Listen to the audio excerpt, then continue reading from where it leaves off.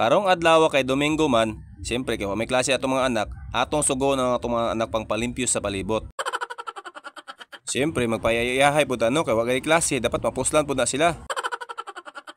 Sabado Domingo lang biyang walay klase niya, kita adlaw-adlaw ta magtrabaho para sila ha. So atong himon karon magsiting pretty sa ta, sila atong patrabahoon.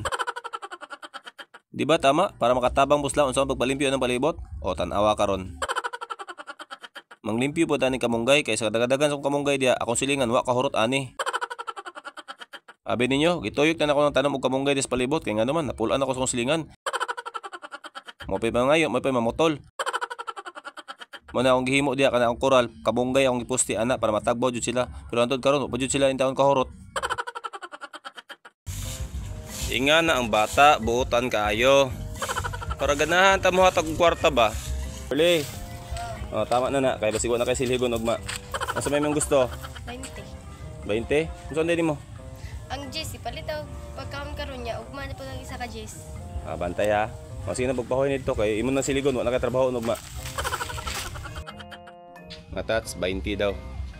Na ako es pag-iutang dito, mo to kong ihatag saya, igahi na to sa rep. Tan-aw na to sa reaksyon. Dili lang ha, kaon sa nang kwarta dito. Mga tats, na ako gipagahi diri. Nagiadlaw na ako nagiutang. Kami kay sige vlog kaon ni paborito man nila ni. Mao na itong ihatag siya ha. Tan-aw na to sa reaksyon.